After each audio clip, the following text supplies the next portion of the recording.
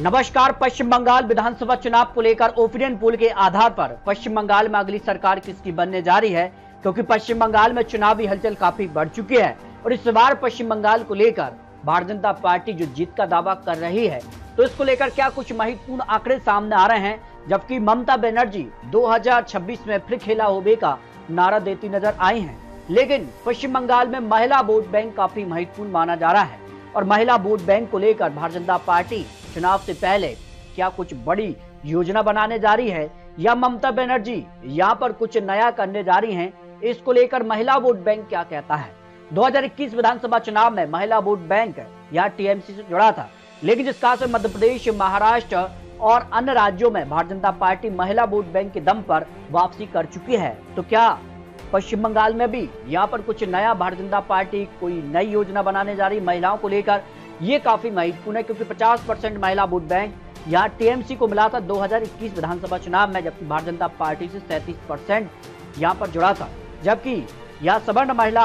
43% TMC से और 43% Bharatiya Janata party से जुड़ी थी और ओबीसी महिला वोट बैंक टीएमसी को 36%, जबकि भारतीय जनता पार्टी को 54% यहाँ पर वोट गया था। जबकि बात की जाए दलित महिला वोट बैंक 38% टीएमसी और 53% भारतीय जनता पार्टी के साथ ये वोट शेयर गया और आदिवासी महिला वोट बैंक 49% टीएमसी और 38% भारतीय जनता पार्टी के साथ रही थी, जो लोक नीति का सर्वे सामने आया है। तो काफी हलचल पश्चिम बंगाल में दिखाई दे रही है, इसको लेकर बात करेंगे। लेकिन महिला वोट बैंक में जिसमें मुस्लिम महिला वोट बैंक 75% टीएमसी और भारतीय जनता पार्टी को 7% यहाँ पर मिला था। तो काफी महत्वपूर्ण है 2026 में क्या खेला होबे या भारतीय जनता पार्टी यहाँ पर वापसी करने जा रही है। ओपिनियन पोल के आंकड़े किसके पक्ष में जाते नजर आ रहे हैं, क्योंकि अपने अपने जीत के दावे और यहाँ पर रणनीति अभी से शुरू हो चुकी है, इसको लेकर बात करेंगे। क्योंकि टीएमसी को यहाँ पर सीधे तौर पर भारतीय जनता पार्टी और टीएमसी में ही 2021 विधानसभा चुनाव देखने को मिला था, लेकिन इसे और महत्वपूर्ण कांग्रेस पार्टी अजुद्दीन ओवैसी की पार्टी भी बनाती है। तो ये पार्टी क्या टीएमसी के खिलाफ चुनाव लड़ेंगी, सीपीआई और यहाँ पर जो लेफ्ट है वो काफी महत्वपूर्ण हो जाता है। 215 सीटें टीएमसी को मिली थी और भारतीय जनता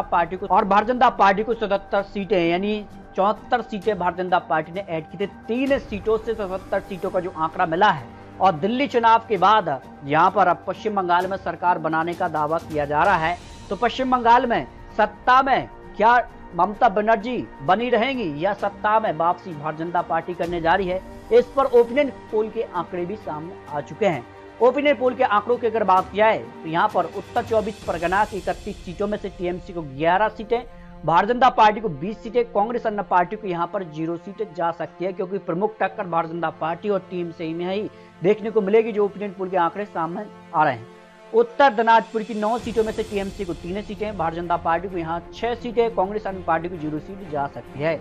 कोलकाता की 11 सीटों का जो ओपिनियन पोल, इसमें टीएमसी को 6 सीटें, भारतीय जनता पार्टी को 5, कांग्रेस और अन्य पार्टी को यहाँ पर 0-0 सीटें जाती नजर आ रही है। कुंच बिहार की 9 सीटों पर भारतीय जनता पार्टी को 7 सीटें जा सकती हैं, टीएमसी को 2 सीटों पर जीत की संभावना ओपिनियन पोल में दिखाई दे रही है। पश्चिम मेदिनीपुर की 15 सीटों में से टीएमसी को 10 सीटें, भारतीय जनता पार्टी को 5 विधानसभा सीटें, कांग्रेस अन्य पार्टी को यहाँ पर 0 सीटें जा सकती है। नादिया की 15 सीटों का जो ओपिनियन पोल, इसमें टीएमसी को 14 सीटें, भारतीय जनता पार्टी को 1 विधानसभा सीट, कांग्रेस अन्य पार्टी को यहाँ पर 0 सीटें यहाँ पर जाती नजर आ रही है। पूर्व मेदिनीपुर की 16 विधानसभा सीटों में से अगर बात किया, टीएमसी को 13 सीटें, भारतीय जनता पार्टी को 3 सीटें, कांग्रेस अन्य पार्टी को यहाँ पर 0-0 सीट की संभावना दिखाई दे रही है। दार्जिलिंग की 5 सीटों को लेकर बात किया तो भारतीय जनता पार्टी को 5 विधानसभा सीटें, टीएमसी को 0 सीट और अन्य पार्टी को यहाँ पर जो है 0 सीट की संभावना दिखाई दे रही है। पुरुलिया की 9 सीटों को लेकर बात, भारतीय जनता पार्टी को यहाँ 5 विधानसभा सीटें, जबकि टीएमसी को 4 सीटें और अन्य पार्टी को यहाँ पर 0 सीट की संभावना ओपिनियन पोल में दिखाई दे रही है। जलपाईगुड़ी की 8 सीटों को लेकर बात किया तो भारतीय जनता पार्टी को यहाँ 8 सीटों पर 8 पर ही जीत की संभावना है, टीएमसी, कांग्रेस अन्य पार्टी को यहाँ पर 0 सीटें जा सकती है। बांकुरा की 13 सीटों पर अगर बात की तो भारतीय जनता पार्टी को 8 सीटें और टीएमसी को 5 विधानसभा सीटें जा सकती हैं, जो ओपिनियन पोल के आंकड़े सामने आ रहे हैं। वीरभूम की 11 सीटों में अगर बात किया है तो टीएमसी को 2 सीटें, भारतीय जनता पार्टी को 9 विधानसभा सीट पर जीत की संभावना दिखाई दे रही है। मालदा की 12 सीटों में अगर बात किया, टीएमसी को 9 सीटें, भारतीय जनता पार्टी को 3 सीटें और कांग्रेस अन्य पार्टी यहाँ पर 0 सीट पर समझ सकती है। मुर्शिदाबाद की 22 सीटों में अगर बात किया, भारतीय जनता पार्टी को 1 सीट, जबकि टीएमसी को एक तरफा 21 विधानसभा सीटों पर जीत की संभावना दिखाई दे रही है। पूर्व वर्धमान की 16 सीटों में बात किया तो टीएमसी को 7 सीटें, भारतीय जनता पार्टी को 9 सीटें, कांग्रेस अन्य पार्टी को 0 सीट पर जीत की संभावना दिखाई दे रही है। हावड़ा की 17 सीटों में टीएमसी को 5 सीटें, भारतीय जनता पार्टी 12 सीटों पर कमल खिला सकती है, कांग्रेस अन्य पार्टी यहां पर 0 सीट पर समझ सकती है, जो ओपिनियन पोल के आंकड़े सामने आ रहे हैं। पश्चिम बर्धमान की 9 सीटों में अगर बात, भारतीय जनता पार्टी को सबसे ज्यादा 8 सीटें और टीएमसी को 1 विधानसभा सीट पर जीत की संभावना दिखाई दे रही है। दक्षिण दिनाजपुर की 6 सीटों की बात की जाए तो भारतीय जनता पार्टी को 5 सीटें, टीएमसी को 1 विधानसभा सीट पर जीत की संभावना है। अलीपुरद्वार की 5 सीटों में से टीएमसी को 1 सीट जबकि भारतीय जनता पार्टी को 5 विधानसभा सीट पर जीत की संभावना दिखाई दे रही है और कांग्रेस अन्य पार्टी को 0 सीट मिल सकती है। झारग्राम की 4 सीटों को लेकर बात की जाए तो टीएमसी को 0 सीट, भारतीय जनता पार्टी को 4 सीटें, कांग्रेस अन्य पार्टी को यहाँ पर 0 सीट पर जीत की संभावना दिखाई दे रही है। तो 24 परगना की 33 सीटों में से टीएमसी को 20 सीटें, भारतीय जनता पार्टी को 13 सीटें और अन्य पार्टी को 0 सीट जा सकती है। इस तरह से पश्चिम बंगाल को लेकर 294 सीटों का जो फाइनल आंकड़ा सामने आ रहा है, उसमें टीएमसी को 139 सीटें जबकि भारतीय जनता पार्टी को 155 सीटें, कांग्रेस और अन्य पार्टी के लिए बात की जाए तो 0 से 10 सीटों पर जीत की संभावना दिखाई दे रही है,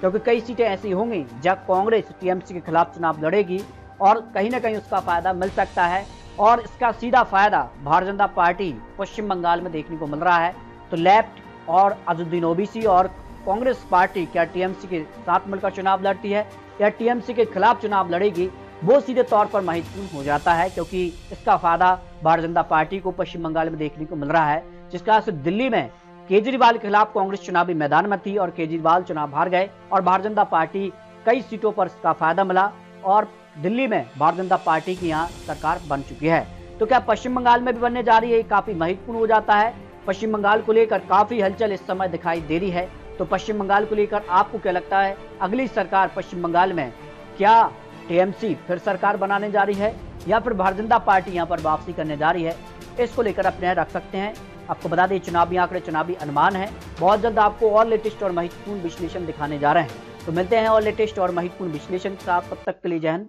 जय भारत।